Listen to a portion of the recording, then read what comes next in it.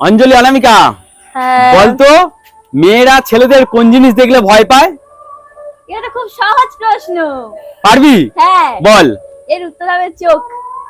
চোখ? হ্যাঁ মেয়েরা ছেলেদের চোখ দেখলে ভয় পায়? হ্যাঁ, যখন চোখগুলো বড় বড় করে।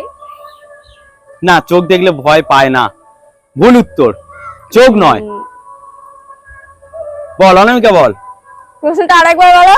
মেয়েরা ছেলেদের কোন জিনিস দেখলে ভয় পায়? কোন জিনিস দেখলে ভয় পায়? হ্যাঁ, কোন জিনিস?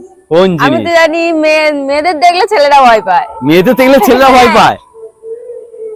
ছেলেরা আবার কবে ভয় পেতে শিখলো?